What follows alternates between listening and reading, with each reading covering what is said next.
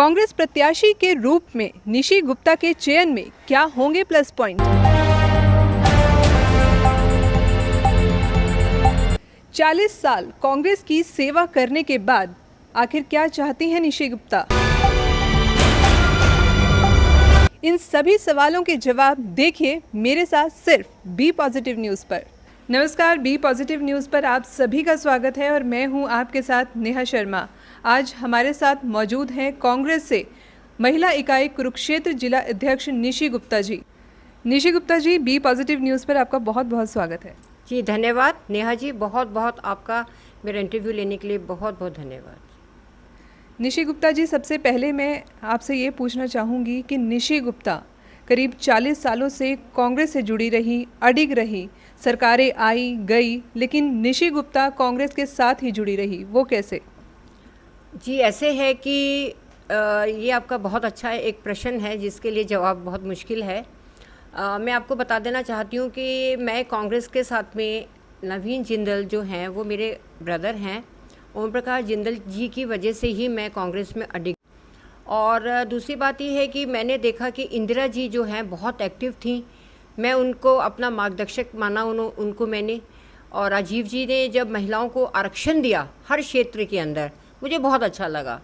और मैंने देखा कि हर मतलब कि वर्ग का आदमी जो है कांग्रेस के साथ जुड़ा हुआ है और कांग्रेस उसके हर दुख सुख में पहुंचती है। तो इस वजह से जो है मैंने निर्णय लिया कि मेरे पास में बहुत सारे बीजेपी वाले भी आए, आम आदमी पार्टी वाले भी आए, इनेलो वाले भी आए कि आप बहुत एक्टिव हैं, आप हमारे साथ जुड़िए, आप हमारे पास आइए, आपको बहुत अच्छा हम पद देंगे, चेयरमैनी भी देंगे। लेकिन मैंने कहा नहीं, मुझे किसी पद का लालच नहीं है, मैं सिर्फ कांग्रेस में ही रहना चाहती हूँ और समय आने पे मुझे कुछ न कुछ अवश्य कांग्रेस भी देगी। तो निशी जी, जैसे कि आपने बताया कि आपको दूसरे दलों से भी ऑफर्स आई उनके साथ जुड़ने के लिए, लेकिन फिर भी आप कांग्रेस को ही अन्य दलों से बेहतर क्यों मानती हैं? इसलिए मानती हूँ कि सबसे पहला जो हमारा प्रधानमंत्री जी थे श्री जवाहरलाल नेहरू जी, वो कांग्रेस से ही थे। और आज जो भारतीय जनता पार्टी कह रही कि 70 सालों में कांग्रेस ने क्या दिया, तो मैं ये पूछती हूँ कि आज अगर सुई से लेके हवाई जहाज़ तक है वो सारा कांग्रेस ने ही दिया है। और ये हम मान के चलते हैं कि आज जो हमें जितना भी हमें राइट्स मिले हुए हैं, जितने हमें महिलाओं को आरक्षण मिले हुए हैं, ये सिर्फ हमारे जो है कांग्रेस के समय के हैं। आप ये देखिए कि कहाँ महिलाएं चूल्हा चौके में रहती थीं और सोच नहीं पाती थी कि हम इलेक्शन लड़ें, लेकिन आज पंचायतों के अंदर हमारी बहनें आगे आ रही हैं, जिला परिषदों के अंदर हमारी बहनें आगे आ रही हैं, ब्लॉक समिति में हमारी बहनें आगे आ रही हैं।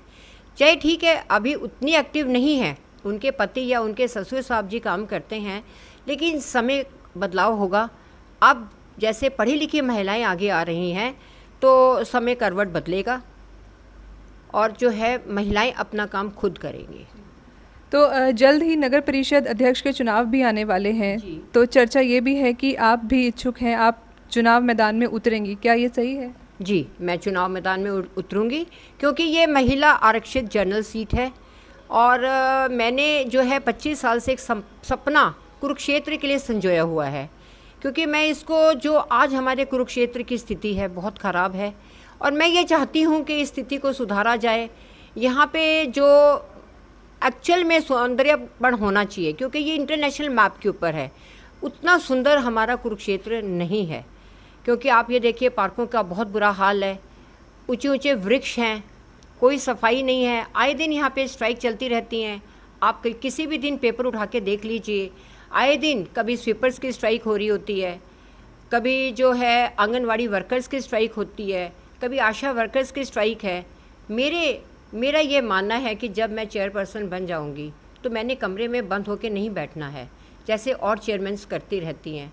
मैं अपना काम खुद करूंगी और मैं ये चाहूँगी कि जो जितने ये आज लोगों के साथ में इतना गलत व्यवहार हो रहा है, जो कच्चे नौकरियों पे लगे हुए थे उनको निकाला जा रहा है, तो हम उनके लिए कोई ना कोई अपने बड़े लीडरों के साथ मिलकर बैठकर इनके लिए कुछ हम ऐसा समाधान निकालेंगे।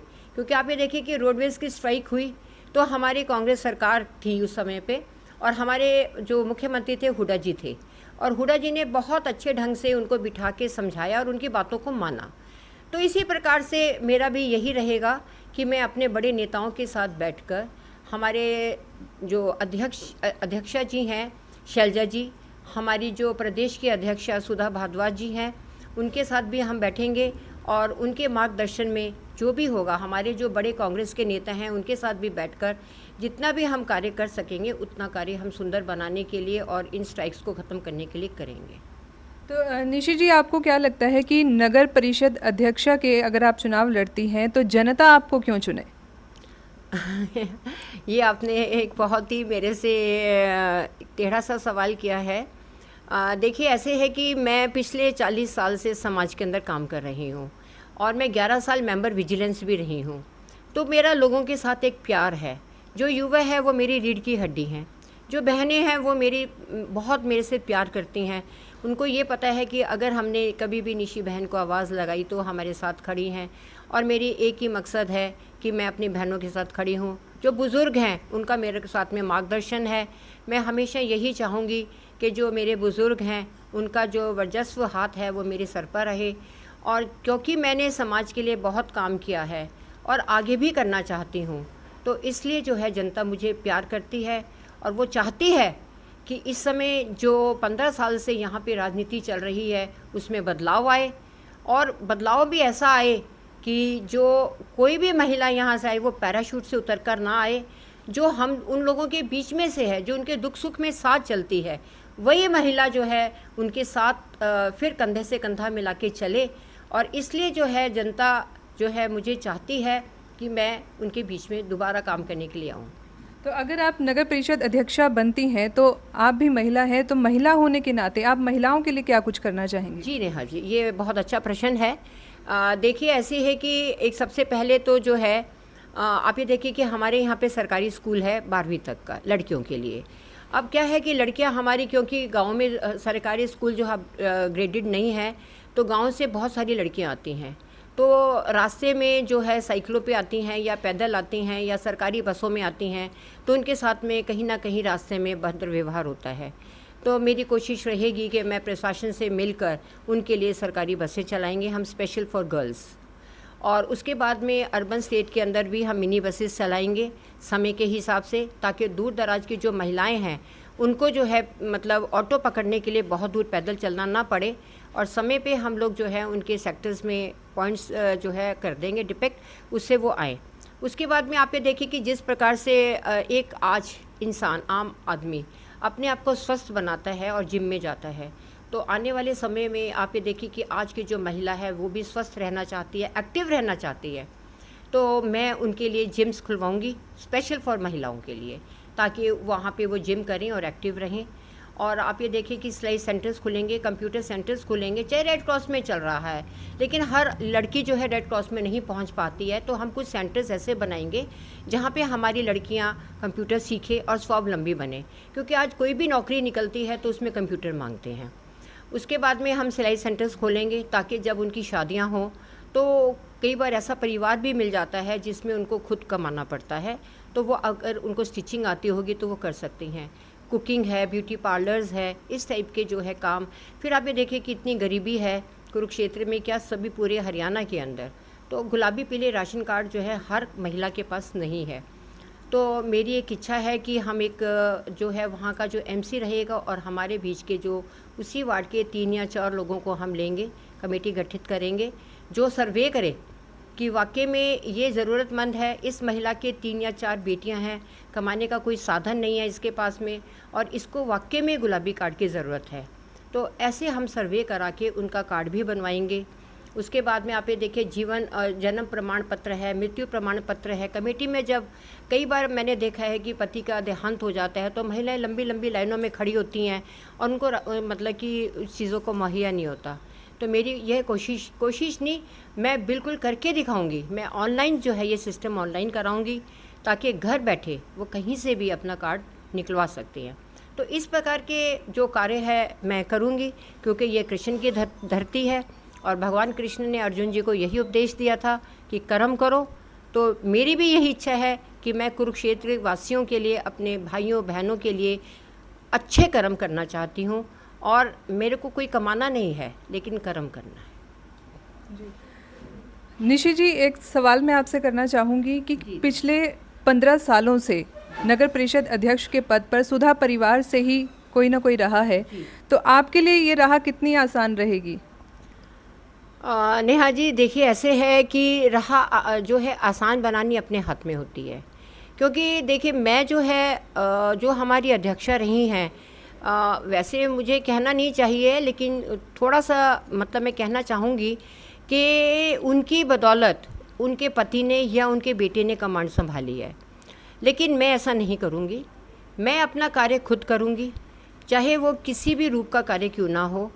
और जो है मैं यही लोगों से भी इसी करके उम्मीद करती हूँ कि वो लोग जो है मुझे आगे लेकर आएंगे और जो उनकी समस्याएं, उनका समाधान मैं खुद बैठ के करूँगी। तो जो नगर परिषद अध्यक्षा है मैम उमा सुधा, उनके कार्यकाल के बारे में आप क्या कुछ कहना चाहेंगी? नेहा जी, ऐसे है कि मैंने अभी आपको बताया कि कार्यकाल का अगर हम बात करते हैं तो देखिए कार्यकाल तो सभी का अच्छा ही रहता है, क्योंकि कोई भी ये नहीं कहेगा मेरा कार्यकाल ख़राब रहा है। क्योंकि हो सकता है मैं अगर चेयरमैन बन जाती हूँ तो मैं जितना मैं लोगों से मेरे से लोगों ने उम्मीद की है, हो सकता है मैं 80% पे रहूँ, 20% पे ना रह पाऊँ, तो मेरे भी हो सकता है वही बात रहेगी।